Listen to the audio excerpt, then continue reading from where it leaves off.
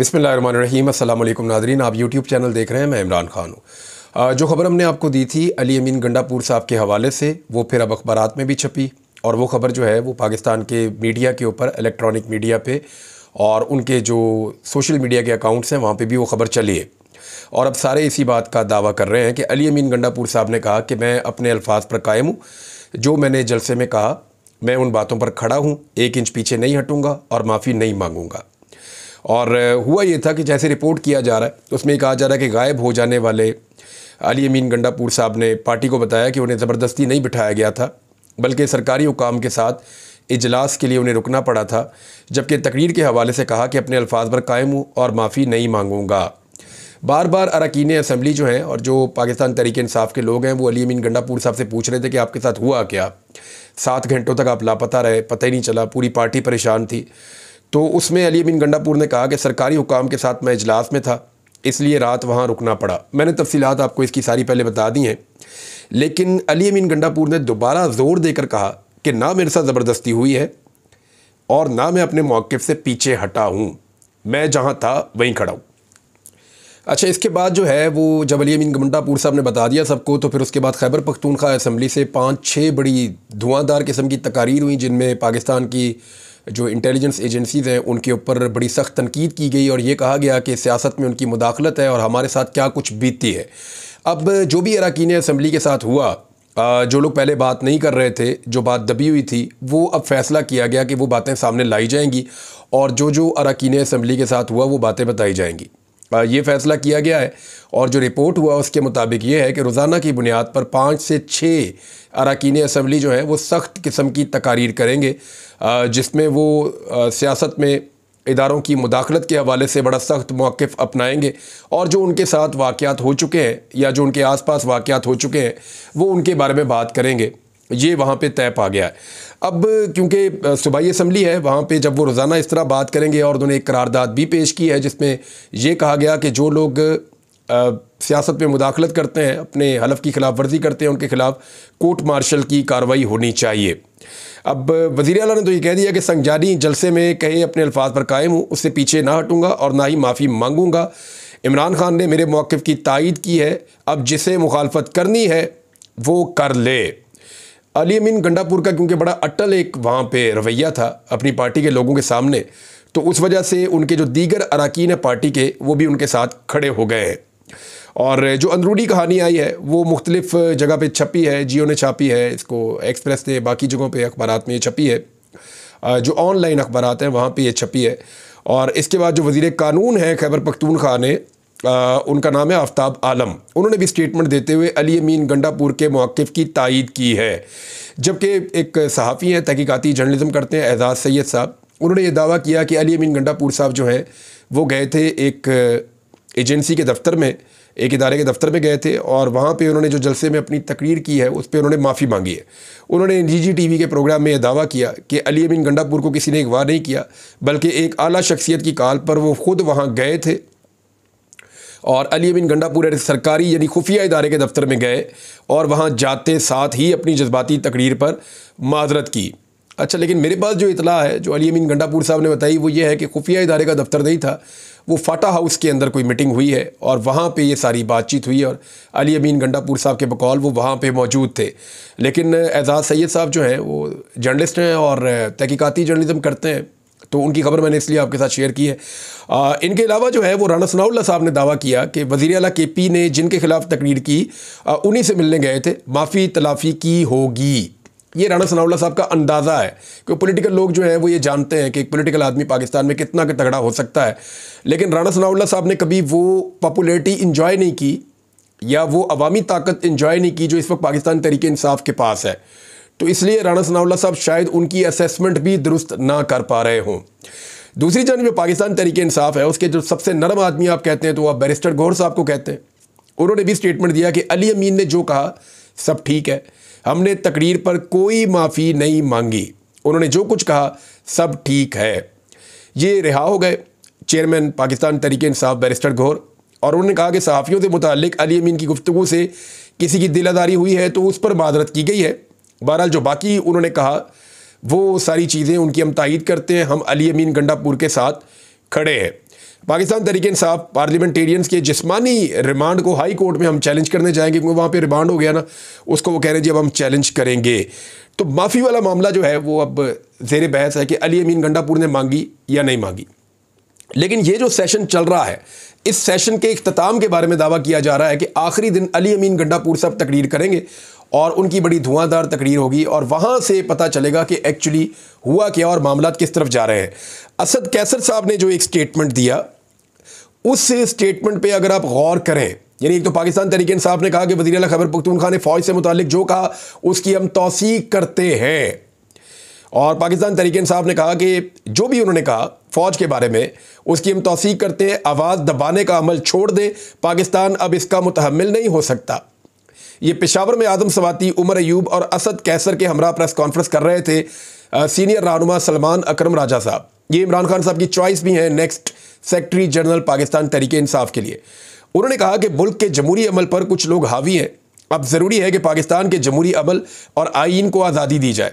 सलमान अकरम राजा ने कहा कि हमने पाकिस्तान के 77 साल ज़ाया कर दिए, आज खित्ते के तमाम ममालिक हमसे आगे हैं, तो उस पर हमें सोचना होगा। मंजूर नज़र जजों को तौसीह देने के लिए कानून साजी की जा रही है, मगर अब हम हर सतह पर एहतजाज करेंगे, ऐसा नहीं चलने देंगे।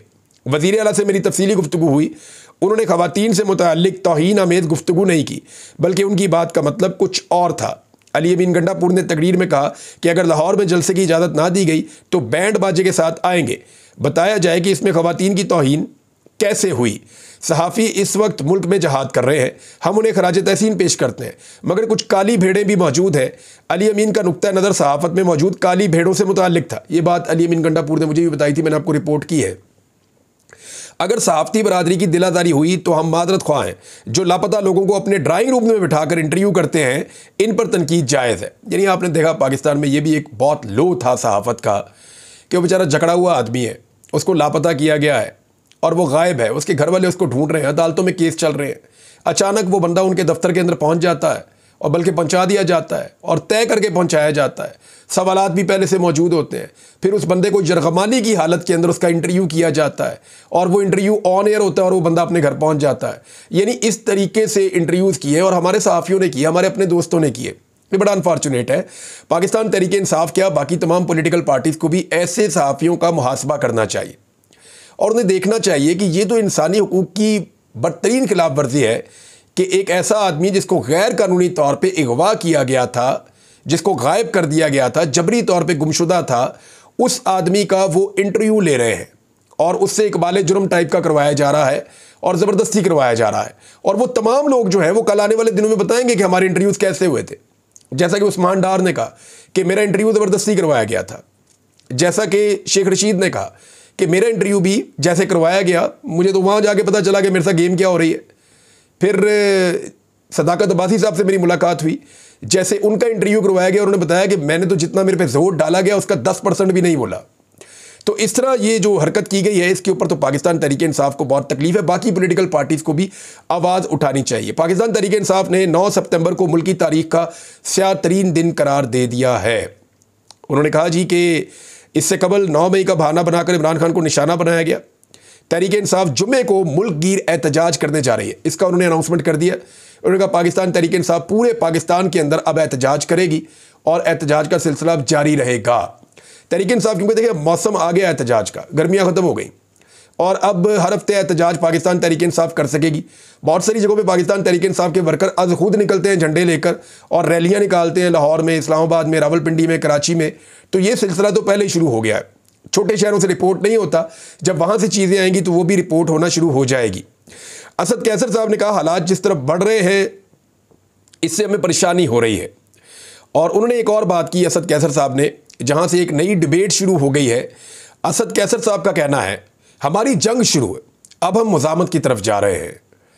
और उन्होंने मीडिया से बात करते हुए कहा कि सेनेट में खैबर पख्तूनख्वा की नुमाइंदगी ना हो, ये कैसा इत्तफाक है। इस वक्त हालात इतने ख़तरनाक है, बलूचिस्तान में अमली तौर पर हुकूमत की रिट ख़त्म हो चुकी है। उन्होंने कहा पार्टी रहनुमाओं की गिरफ्तारियों के हवाले से मैं बात कर रहा हूँ कि अब हमारी जंग शुरू हो गई है, अब हम मुज़ामत की तरफ जा रहे हैं, आइन और कानून के अंदर रहकर जद्दोजहद करेंगे। देखिए इस वक्त क्या एक नई तहरीक हुकूमत को सूट करती है, तो चंद चीज़ें हमें अपने दिमाग में रखनी पड़ेंगी और ये बड़ा फेयर एनालिसिस है, मैं आपको बता रहा हूँ। पाकिस्तान तहरीक इंसाफ पाकिस्तान की ही एक पॉलिटिकल पार्टी है। इस वक्त पाकिस्तान तहरीक इंसाफ की एस्टेब्लिशमेंट के साथ एक अनअनाउंस्ड किस्म की लड़ाई चल रही है। इसके बेनिफिशरी वो तमाम पॉलिटिकल पार्टीज़ हैं जो मकबूलियत में पाकिस्तान तहरीक इंसाफ का मुकाबला नहीं कर सकती। तहरीक इंसाफ वो वाहिद पॉलिटिकल पार्टी है जो इस वक्त कौम परस्त जमातों के अलावा ये वाहिद पॉलिटिकल पार्टी है जो इस वक्त पूरे पाकिस्तान में एहतजाज की कॉल दे सकती है और बड़े पैमाने पर एहतजाज कर भी सकती है। लेकिन अगर ये मुज़ाहमत का रास्ता इख्तियार करते हैं और हुकूमत जो है वो उसके बाद मुरम्मत का रास्ता इख्तियार करती है, दोबारा से वो गिरफ्तारियाँ करती है या दोबारा से वो लोगों को पकड़ के अंदर डालती है या लोगों को लापता किया जाता है, तो क्या गुज़िश्ता 2 साल में ये फार्मूला काम किया? 2.5 साल से पाकिस्तान तहरीक इंसाफ मार खा रही है ना। 9 मई के बाद जितनी मार पड़ी है, 10,000 के करीब कारकुन गिरफ्तार हुए उनके, क्या उसके बाद पार्टी ख़त्म हो गई? या 10,000 लोगों को क्या दोबारा गिरफ्तार किया जा सकता है? क्योंकि पिछली मरतबा 10,000 लोगों की गिरफ्तारी की कीमत पाकिस्तान अभी तक चुका रहा है। पाकिस्तान में कॉन्फिडेंस बिल्ड नहीं हो रहा, रेवेन्यू कलेक्शन नहीं हो रही, ओवरसीज़ पैसा नहीं भेज रहे, पाकिस्तान में जो सियासी अदम इस्तेहकाम है उसकी वजह से दोस्त ममालिक ट्रस्ट नहीं कर रहे। कोई भी मुल्क या कोई बड़ी पार्टी पाकिस्तान के असासों को ख़रीदना नहीं चाह रही जो हम बेचना चाह रहे हैं। हमें रोल ओवर नहीं मिल रहा प्रॉपर तरीके से, ना वो हाँ कर रहे हैं ना वो ना कर रहे हैं। और सऊदी अरब तो ये कह रहा है कि आप अपने एसेट समेत दें जो खासतौर पर रेकोडिक के हैं। अब इस सारी सिचुएशन को आप देखें, IMF की डील आपको मिल नहीं रही, 18 तारीख तक का भी शेड्यूल आ गया, उसमें भी पाकिस्तान एजेंडे के ऊपर नहीं है। अगर ये महीना गुजर जाता है इसी तरह, यानी 2 या 3 शेड्यूल और आएंगे, अगर ये महीना गुजर जाता है और IMF पाकिस्तान के बारे में कोई फैसला नहीं करता तो फिर पाकिस्तान की समाही रिपोर्ट के ऊपर वो फैसला करेंगे। और समाही रिपोर्ट जो पाकिस्तान की आ रही है उसके नतीजे में तो मुझे लगता है कि एक मिनी बजट आ रहा है जो जून में आने वाले बजट से भी ज़्यादा खौफनाक और बदतरीन होगा। मुझे ऐसा लगता है कि हुकूमत वो बजट, मिनी बजट अपने गले में नहीं डालना चाहती। वो उससे पहले एक तसादुम चाह रहे हैं कि इतना उकसाया जाए लोगों को कि लोग लड़ाई पे उतर आए और ये सारा मलबा किसी और पे डाल दिया जाए। लेकिन मेरे ख्याल में पाकिस्तान को ये सूट नहीं करता, किसी भी हुकूमत को ये सूट नहीं करता। इस वक्त पाकिस्तान को इस्तेहकाम चाहिए, ये बात बिल्कुल ठीक है, लेकिन इस्तेहकाम के लिए 2 चीज़ें हैं ना, या तो आप लोगों को पॉलिटिकल आज़ादी दे दें, आप जमहूरियत पाकिस्तान के अंदर नाफिज कर दें, आप रूल ऑफ लॉ पाकिस्तान के अंदर रखें, तो फिर तो चीज़ें ठीक हो जाएंगी, फिर तो चीज़ें ट्रैक के ऊपर आ जाएंगी। लेकिन अगर लोग अपना पॉलिटिकल हक इस्तेमाल कर रहे हैं, उनको आप बार बार गिरफ्तार कर रहे हैं, वो अपना मैंडेट मांगने आते हैं, आप उन्हें पकड़ के अंदर कर देते हैं, दहशतगर्दियों के और गद्दारियों के मुकदमात लगातार होते चले जाएंगे। अगर FIA को और पुलिस को लगातार इस्तेमाल किया जाएगा, लॉ इन्फोर्समेंट को, एजेंसीज़ को, सबको इस्तेमाल किया जाएगा एक पॉलिटिकल पार्टी को तोड़ने और नीचा दिखाने के लिए या उन्हें कमज़ोर करने के लिए, तो ऐसी सूरत में तसादुम होगा। गुज़िश्ता 2.5 साल में जो पॉलिटिकल पार्टी बदतरीन मज़ालम के बावजूद नहीं टूटी, क्या वो अब टूट जाएगी? क्या रियासत इस बात के लिए तैयार है कि 20 से 25 हज़ार बंदा दोबारा जेल में डाल दे? लेकिन अगर मज़ीद लोग जेल में डाल दिए गए तो क्या वो हमेशा जेल में रहेंगे? क्या पाकिस्तान जेलों में उनका बोझ उठा पाएगा? अल्टीमेटली वो लोग बाहर आ जाएंगे। जब वो लोग बाहर आ जाएंगे तो 2 चीज़ें हो जाएंगी। एक, आलमी सतह में पाकिस्तान की बहुत बदनामी हो जाएगी कि इंसानी हकूक़ के मामलात में पाकिस्तान मज़ीद डाउन चला जाएगा। पाकिस्तान के ऊपर खुदा न खास्ता सैंक्शंस भी लग सकती हैं, दुनिया में लगती हैं, ऐसे प्रॉब्लम्स होते हैं। अच्छा, दूसरा मामला ये है कि ना सिर्फ ये है कि पाकिस्तान डाउन जाएगा, पाकिस्तानियों का सिस्टम के ऊपर से एतबार मज़ीद उठेगा, और दूसरा पाकिस्तान तहरीक इंसाफ की तहरीक मज़ीद तगड़ी हो जाएगी। 25-50 हज़ार बंदा भी मज़ीद गिरफ्तार कर लिया जाए, फिर भी तहरीक तगड़ी होगी, कमज़ोर नहीं होगी। क्योंकि जो आदमी गिरफ्तार होता है ना, उसके आसपास अगर 10-12 बंदे भी ऐसे हैं ना, 100 बंदे हैं, उनमें से 20-25 ऐसे हैं जो इस वक्त भी सिस्टम को सपोर्ट करना चाहते हैं, वो भी फिर नहीं करते बाद में। वो जब जुल्म होता हुआ देखते हैं ना, हर गली मोहल्ले का बंदा गिरफ्तार हुआ है, पूरा मोहल्ला उसकी गिरफ्तारी के बाद जब वो वापस जाता है, लोग उसको मिलते हैं, वो बताता है जनाब ये जुल्म हो रहा है। लोग देखते हैं जुल्म होता हुआ, उनकी फैमिली से मिलते हैं, तो ये मशरूम ग्रोथ होती है, बहुत तेज़ी से ये सोच फैलती है। ज़्यादा से ज़्यादा लोग जो है वो फिर उस पॉलिटिकल पार्टी जिसके ऊपर जुल्म हो रहा होता है उसके साथ खड़े होना शुरू हो जाते हैं। इस तरह उनकी पॉलिटिकल ताकत बढ़ती जाती है, उनका पॉलिटिकल कैपिटल बढ़ता जाता है। उनके पास गलतियां करने की ज़्यादा गुंजाइश होती है। अगर वो गलतियां भी करते हैं तो लोग उनकी गलतियों को नज़रअंदाज करते हैं क्योंकि उनके पास बहुत बड़ा पॉलिटिकल कैपिटल होता है। ये बात जिस दिन निज़ाम को समझ आ जाएगी उस दिन मेरे ख्याल में वो दूसरा रास्ता इख्तियार करेंगे जिसको जमहूरी रास्ता कहते हैं, कि ठीक है जिसका जो राइट है वो अपना राइट इस्तेमाल करे। कोई जलसा करना चाहता है, ये जगह है जहाँ पे जाके आप जलसा करें। कोई जुलूस करना चाहता है, ये जगह है यहाँ पे जाके आप करें। कोई प्रोटेस्ट करना चाहता है, आपका राइट है, आप करें। कोई तकरीर करना चाहता है, उसका राइट है वो करे। कोई जर्नलिज्म करके अपनी खबर देना चाहता है, आपका राइट है आप करें। सब लोग जब अपना अपना काम करेंगे तो पाकिस्तान आगे बढ़ेगा, दूसरा कोई रास्ता है नहीं।